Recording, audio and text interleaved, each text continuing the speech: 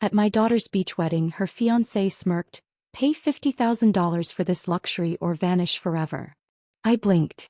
My daughter added, "Or enjoy solitude in an old age home."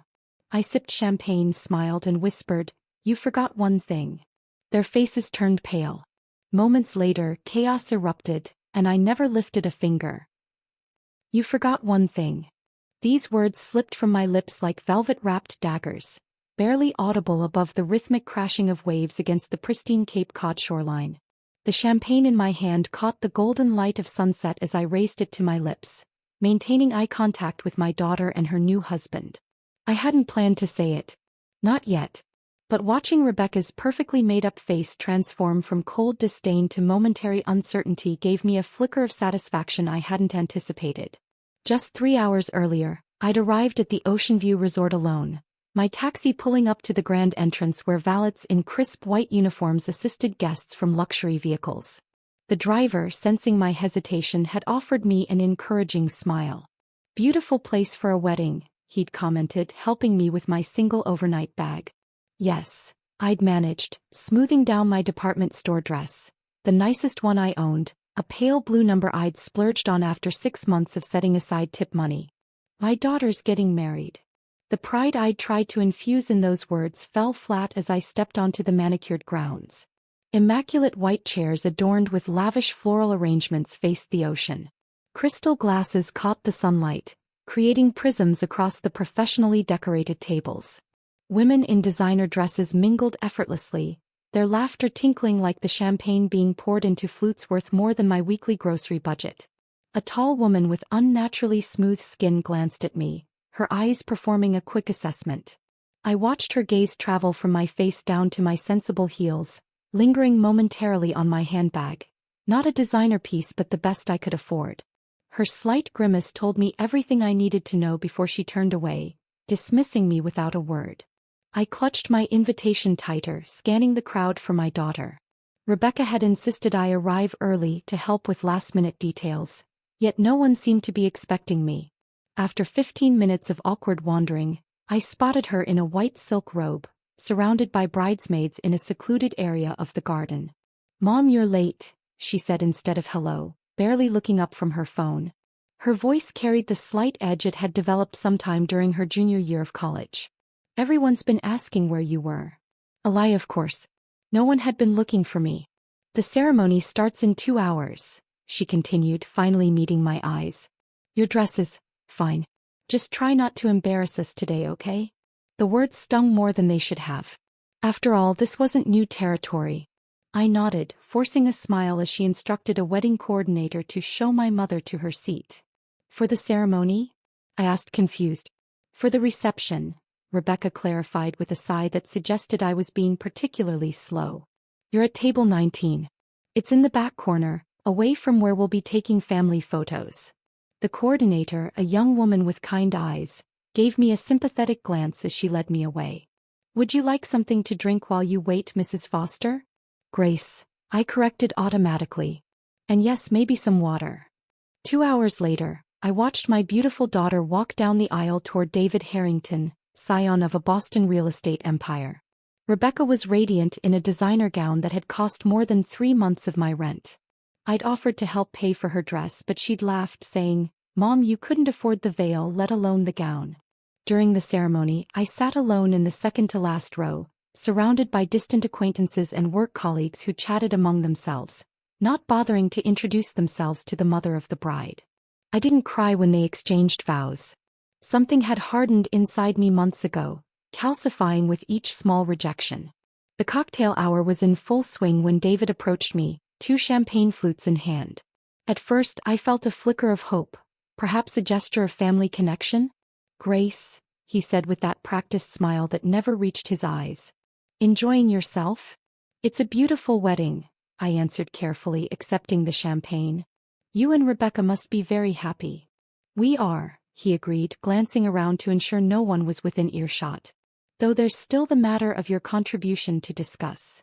I froze, the flute halfway to my lips. "My contribution?" "Yes," David continued smoothly, his voice maintaining that charming cadence he used with everyone. "Rebecca mentioned you'd be helping with the final wedding costs. $50,000 should cover it. The champagne suddenly tasted bitter. $50,000? David, I don't have that kind of money. His smile never faltered, but something cold entered his eyes. Grace, let's be honest. We've accommodated your situation as best we could. But appearances matter in our circles. Rebecca's embarrassed enough by your background. The least you could do is compensate for the inconvenience. Inconvenience? I repeated, stunned by his audacity. There you two are. Rebecca appeared at David's side, her wedding dress catching the sunset's glow. She looked like a princess from a fairy tale, one who had forgotten her humble beginnings. Mom, has David talked to you about our arrangement? He mentioned something about $50,000, I said quietly. Rebecca's smile remained fixed, her voice dropping to a whisper. It's not much considering what we've done for you. We invited you despite David's parents' reservations. We gave you a seat at the reception. If you can't contribute financially, perhaps it's best we go our separate ways. What are you saying? I asked, although I already knew. I'm saying there's a lovely retirement community in Arizona where you wouldn't bother anyone, she replied coolly. Your choice. Pay for the luxury of being in our lives or vanish forever. It's really quite simple. I looked between them, my daughter and her new husband, standing before me like royalty addressing a peasant. 18 years of sacrifice, 3 jobs at once to put her through college, my retirement fund poured into her boutique. All forgotten. Something settled inside me then. A calm certainty. I sipped my champagne slowly, letting the moment stretch. Then I looked directly into their confident faces and whispered, "You forgot one thing." The flash of fear that crossed their expressions was unmistakable. They hadn't expected defiance. "Excuse me," I said, rising gracefully. "I need to powder my nose." As I walked away, I could feel their eyes boring into my back. They had no idea what was coming, what I had been preparing for months. The chaos that would erupt would be entirely of their making. And I wouldn't have to lift a finger. As I walked away from Rebecca and David, my heels clicking against the polished stone path leading to the resort's main building, memories flooded through me, not of my daughter's wedding day, but of another night 18 years ago when I made the most important decision of my life. Rain had pounded against the windows of our small Boston apartment as I pressed my trembling fingers against my swollen cheek. Tom had finally fallen asleep after his latest rage, his snores echoing through our 2-bedroom unit like distant thunder.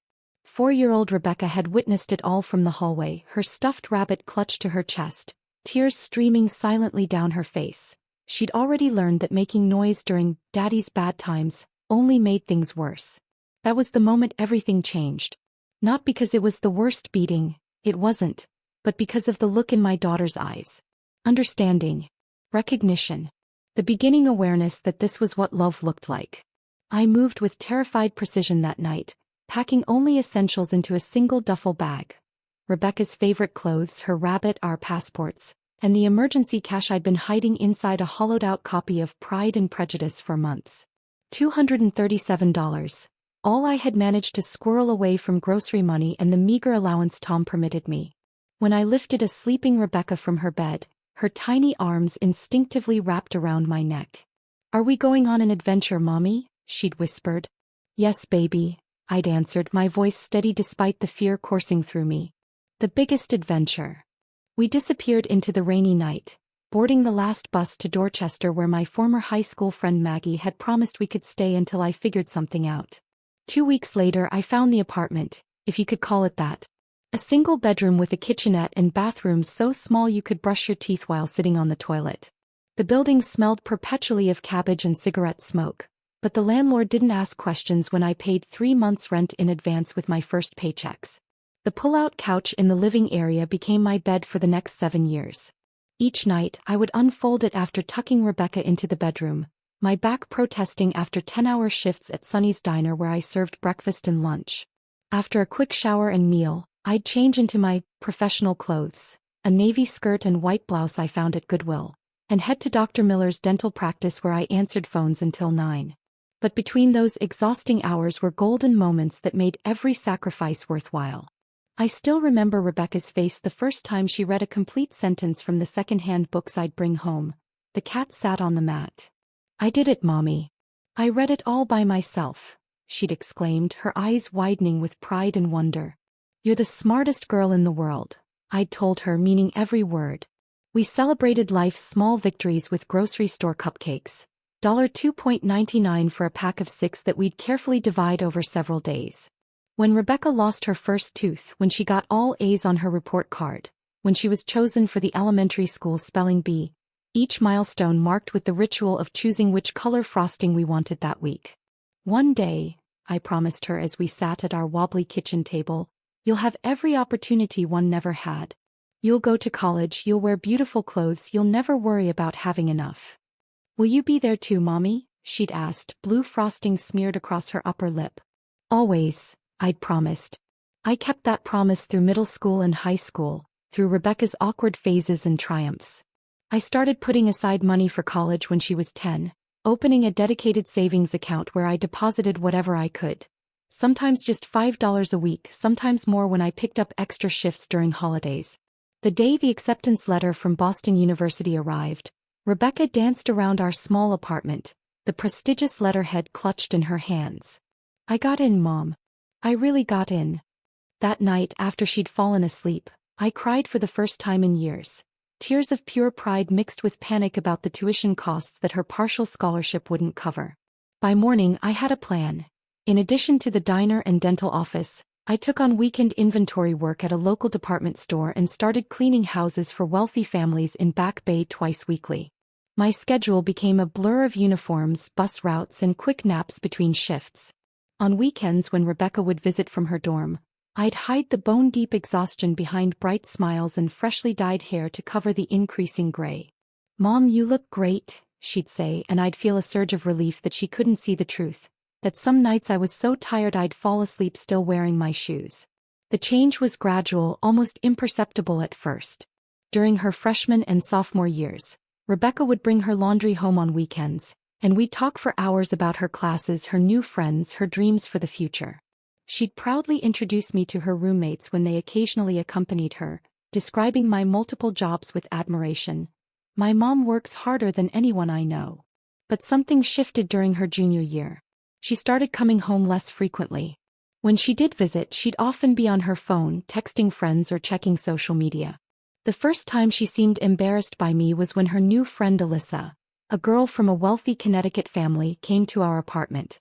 "This is cozy," Alyssa had commented, her eyes taking in our mismatched furniture and the damp spot on the ceiling that the landlord had promised to fix for months. "We're moving soon," Rebecca had lied quickly. "Mom just hasn't had time to look at new places." Later that night, after Alyssa had gone back to campus, Rebecca suggested that perhaps it would be easier if she just stayed at school on weekends. "The library has better resources for my business classes anyway," she'd explained, not quite meeting my eyes. I nodded, swallowing the hurt. "Whatever helps you succeed, sweetheart." I didn't tell her that I'd already been planning to pick up a 6th shift at the diner on Saturdays. Her success was all that mattered, even if the path to it gradually took her away from me. Rebecca graduated with honors, her business degree from Boston University opening doors I never dreamed possible for my daughter. I sat in the audience during the ceremony, cheeks aching from smiling so hard, watching her confidence stride across the stage. My hands were raw from extra shifts, the skin cracked and reddened from cleaning chemicals, but I wore gloves to hide them as I applauded louder than anyone. 2 weeks after graduation, my phone rang at 11:43 p.m., just as I was collapsing into bed after a double shift. "Mom." Rebecca's voice trembled on the line. "Are you awake? I need to talk to you." I sat up immediately, sleep forgotten. "What's wrong, sweetheart? Are you okay?" "I found it, Mom," she said, words tumbling out between sniffles. "My dream. My purpose." She explained how she'd stumbled upon a vacant storefront in an up-and-coming corner of Beacon Hill. The space was small but had character.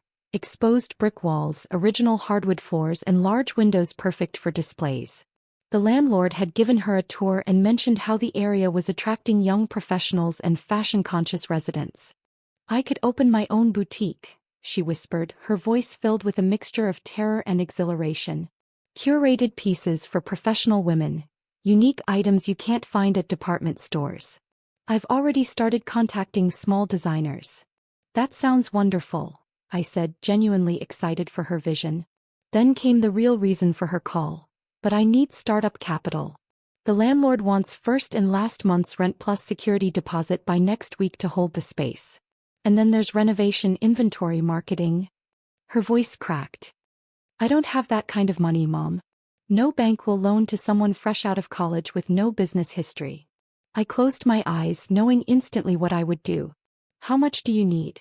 Mom, I don't expect you to. How much, Rebecca? There was a pause before she answered, $97,000. The figure might as well have been $1 million. It was far more than I had in my savings account. But there was my retirement fund. Modest by most standards but religiously contributed to for 18 years. It was everything I had managed to set aside for my future. I'll have it for you by Monday, I promised. Her gasp was audible. Mom, how? That's everything you have. Not everything, I said softly. I have you. 3 days later I sat in Sarah Miller's office, my high school friend who had become a paralegal at a respected Boston law firm. I'd helped her through a difficult divorce years ago, letting her sleep on my pull-out couch for 3 months when she had nowhere else to go. Are you absolutely certain about this, Grace? Sarah asked, pushing her glasses up on her nose as she reviewed the paperwork for liquidating my retirement account. This is every penny you've saved. I'm certain, I replied. Sarah's lips pressed into a thin line. Then we're doing this my way. She pulled out additional documents. I'm drawing up partnership papers. You'll maintain 51% silent ownership. Rebecca will be the face of the business, but you'll have legal protection. I started to protest, but Sarah held up her hand. This isn't just about protecting you, Grace. It's about protecting Rebecca too. What if the business fails? What if there are liability issues? This creates a legal structure that safeguards both of you. Reluctantly, I agreed, though I never intended to exercise any control over Rebecca's dream. When we presented the paperwork to her, she signed without fully reading it, too excited about securing the storefront to pay much attention to legal details. Rebecca's closet opened 3 months later. The grand opening was modest. A small cheese platter, inexpensive champagne, and handwritten invitations to everyone in Rebecca's network. I stood in the background watching my daughter greet potential customers with natural charm, showcasing the carefully selected inventory with genuine passion. The boutique struggled for the first few months.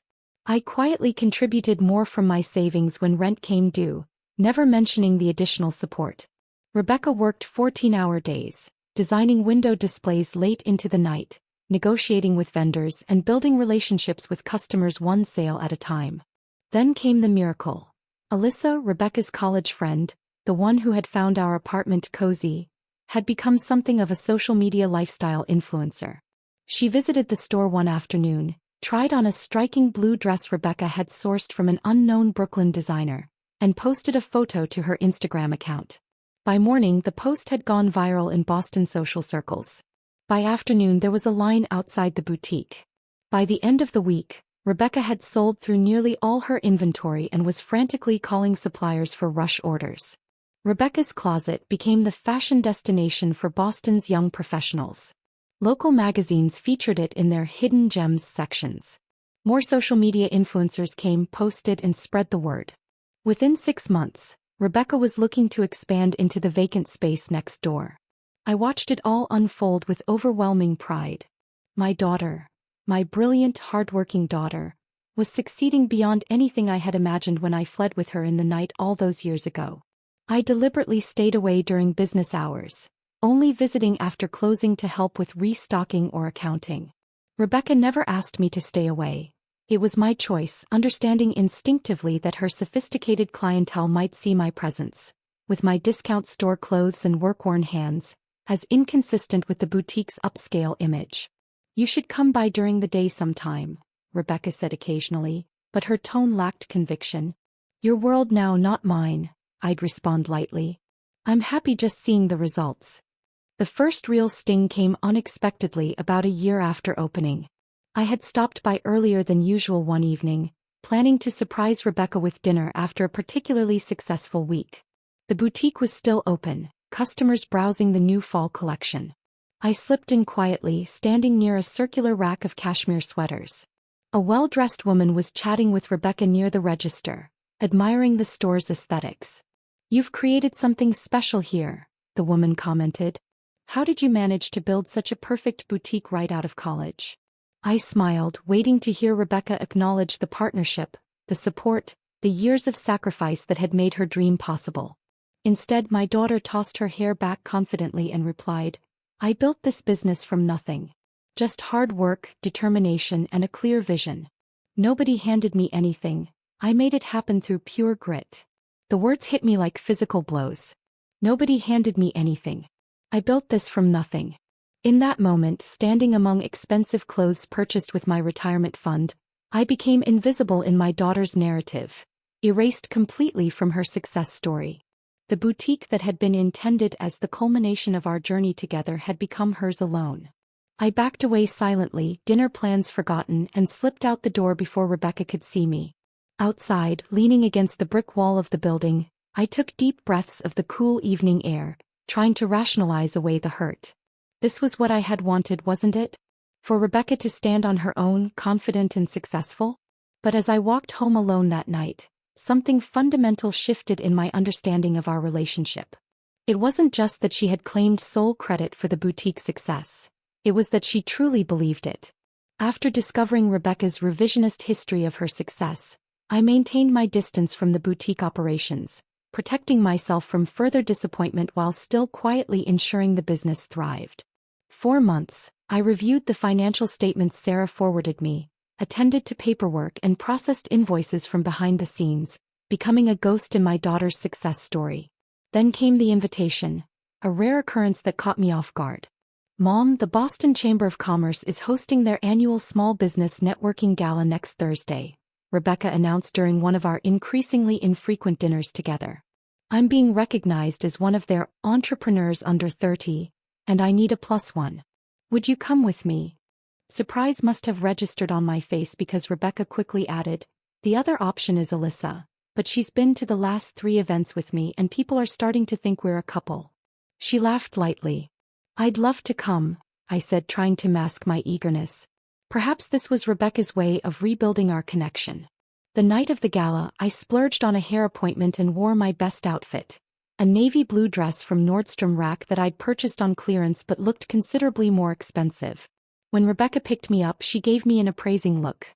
You look nice, Mom, she said with mild surprise. Very appropriate. At the event held in an elegant hotel ballroom downtown, Rebecca transformed into someone I barely recognized, confident, charming, working the room with practiced ease. I stayed close enough to appear together but far enough away to let her shine, sipping sparkling water and smiling at strangers who glanced my way. During her brief acceptance speech, Rebecca again omitted any mention of my involvement in her business journey. I'd expected it this time, so the sting was duller, more a familiar ache than a fresh wound. Impressive young woman, came a deep voice beside me as Rebecca concluded her remarks to enthusiastic applause. I turned to find a strikingly handsome man in his early 30s watching my daughter with open interest. His tailored suit spoke of wealth, but it was the confident set of his shoulders and the calculating intelligence in his eyes that commanded attention. Thank you, I replied. She's my daughter. Something flickered across his features. Reassessment, perhaps surprise. David Harrington, he said, extending his hand. Harrington Development Group. The name was familiar. One of Boston's old money real estate families whose buildings dotted the city skyline. Grace Foster, I responded, shaking his hand. His eyes performed a quick, subtle inventory, taking in my dress, my shoes, my lack of expensive jewelry before he asked, "And what do you do, Miss Foster?" "I'm in the service industry," I answered vaguely, having learned that people responded better to ambiguity than the truth of my multiple working-class jobs. "Mom." Rebecca appeared suddenly at my side, slightly breathless with excitement. "I've been looking everywhere for you." Her attention immediately shifted to David, and I witnessed the instantaneous chemistry between them, like watching a match strike against phosphorus. David Harrington. He introduced himself, his entire demeanor shifting to something more animated and engaging than the polite interest he'd shown me. "Rebecca Foster," my daughter replied, extending her hand with a graceful flourish. "Rebecca's closet." "The woman of the hour," David smiled, holding her hand a moment longer than necessary. "I was just telling your mother how impressive your accomplishments are." Rebecca beamed, and in that moment I became invisible again. A prop in their meeting story rather than an active participant. I watched as David smoothly maneuvered the conversation away from me, asking Rebecca detailed questions about her business model, her expansion plans, her vision for the future. Within 20 minutes he had secured her phone number and extracted a promise to tour her boutique personally the following week. Within 3 days they were on their first date. Within 2 weeks they were inseparable. The whirlwind romance progressed with dizzying speed. Rebecca's calls to me, already infrequent, became even rarer. Our occasional dinners were cancelled or rescheduled to accommodate David's spontaneous plans. When we did meet, David dominated the conversation, speaking extensively about his real estate projects, family connections, and future ambitions. His interest in me extended only to cursory questions that inevitably circled back to potential advantages for him. Your friend is a paralegal, you mentioned? At which firm? Do they handle commercial real estate transactions? I began to notice troubling patterns. David constantly showcased Rebecca to his social circle but kept her separate from his family. He lavished her with expensive gifts, designer handbags, a platinum watch, creating debts of gratitude she could never truly repay. He'd drop casual criticisms disguised as helpful suggestions. That inventory system you're using is so outdated, sweetie. Let me show you how real businesses operate.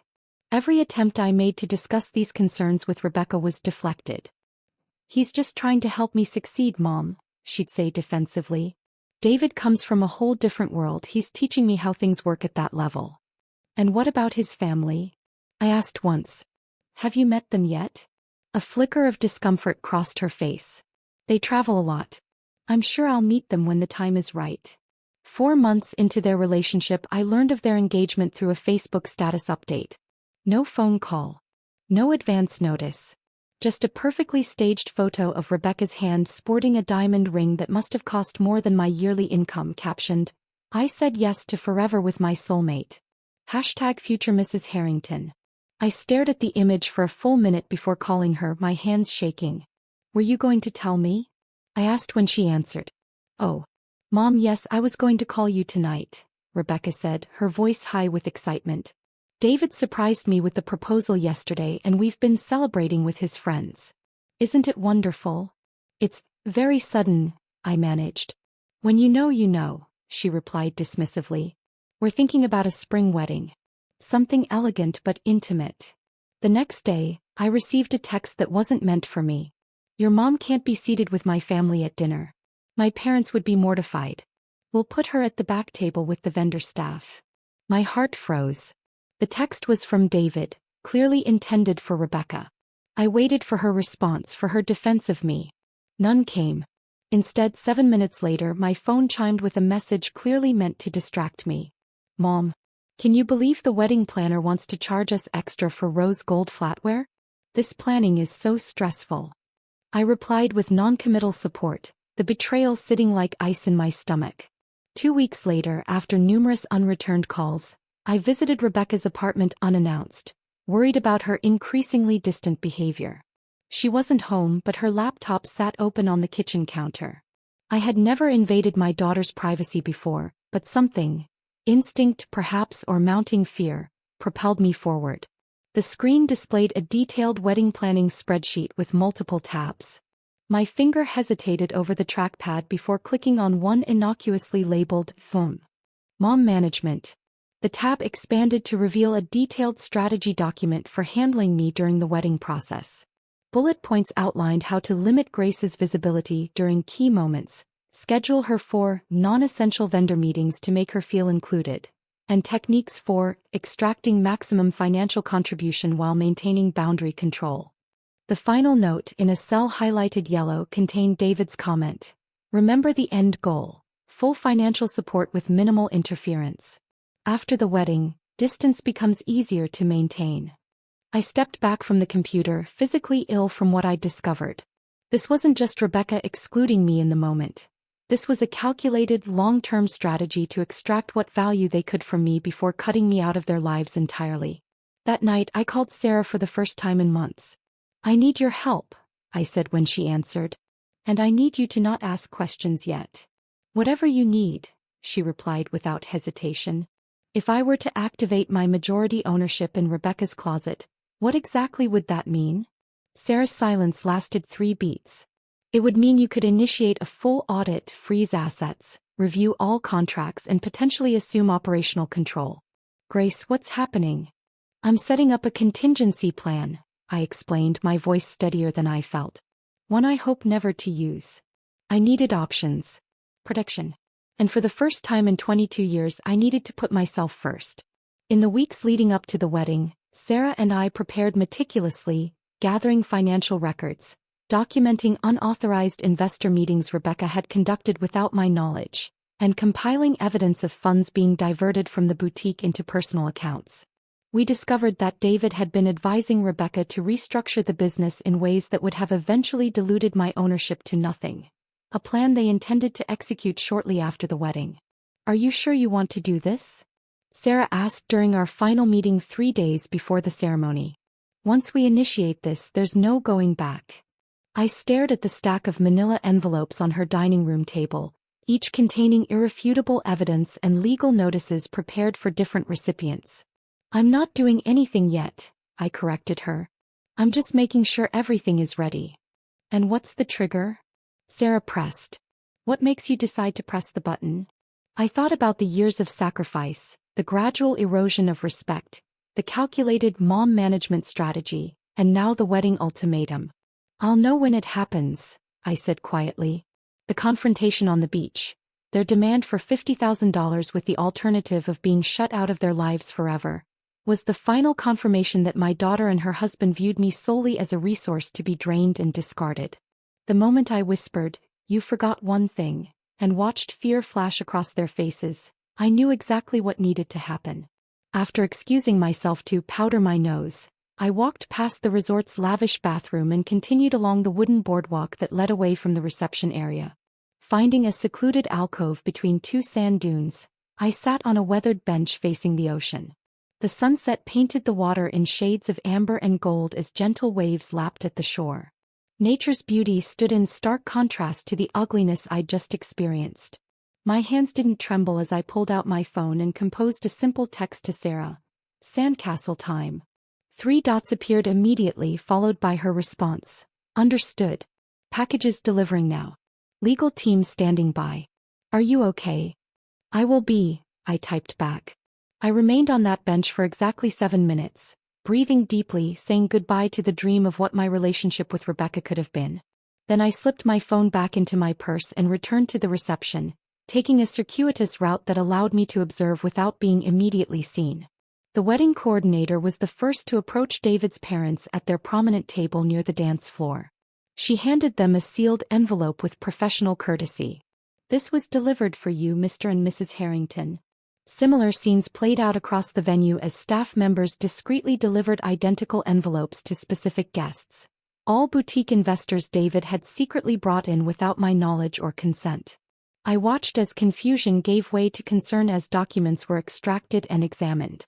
David's father was the first to react, his face flushing crimson as he abruptly stood, napkin falling forgotten to the floor. He scanned the room with narrowed eyes before locating his son near the bar and striding purposefully in that direction. Simultaneously, a synchronized symphony of electronic alerts began chiming across the venue, Rebecca's business email address sending automated notifications to everyone connected to the boutique's operations.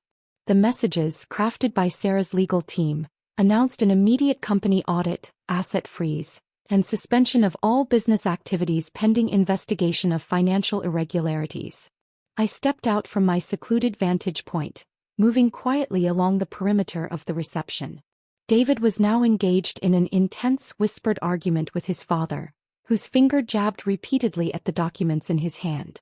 Rebecca stood frozen beside them, her perfect makeup unable to conceal her growing panic. When she spotted me, Rebecca broke away, rushing toward me with desperation in her eyes. Mom, what is happening? Everyone's getting these crazy emails about the boutique. Not crazy, I corrected calmly. Accurate. I'm exercising my rights as majority owner. David appeared at her side, his practiced charm entirely evaporated. What have you done? He hissed, keeping his voice low to avoid drawing more attention. I've protected my investment, I replied, maintaining the same even tone. Did you really think I wouldn't discover your plans to cut me out? The unauthorized investors? The diverted funds? Rebecca's face paled beneath her makeup. We can explain all of that, she stammered. It was just temporary, to build capital for expansion. Into David's side project, I finished for her. The South End development that somehow received a $200,000 investment from Rebecca's closet reserves without the majority owner's knowledge or approval.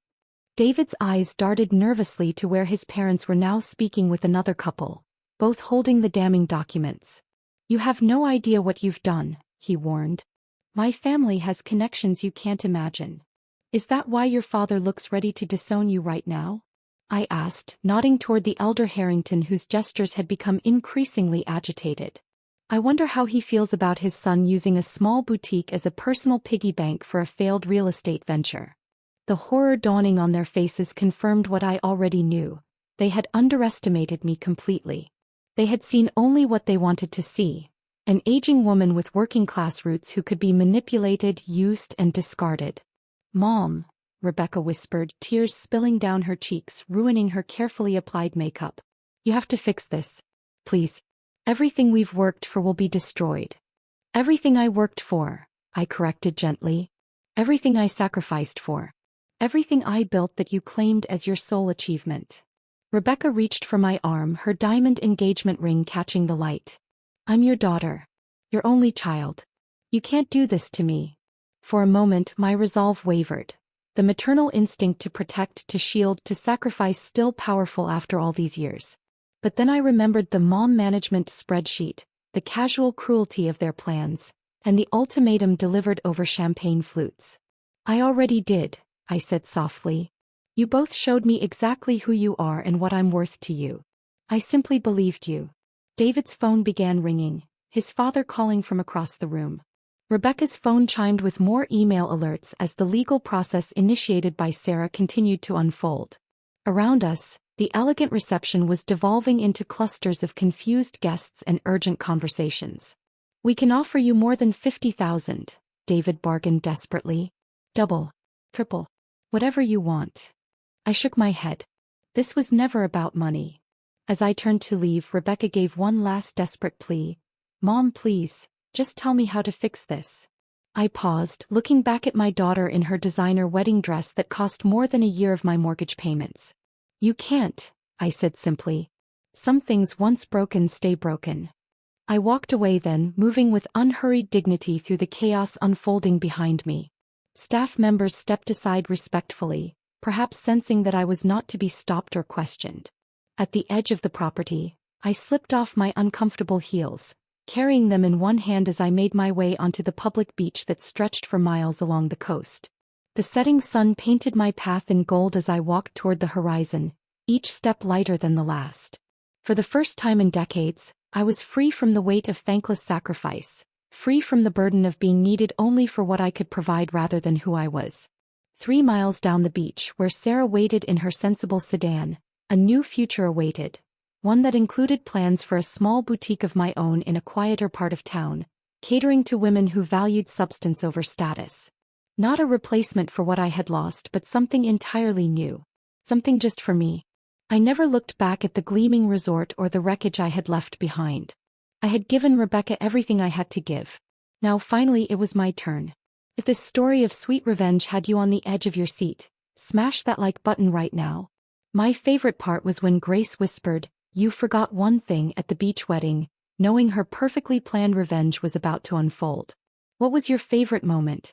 Drop it in the comments below. Don't miss more thrilling stories like this. Subscribe and hit that notification bell so you never miss an upload.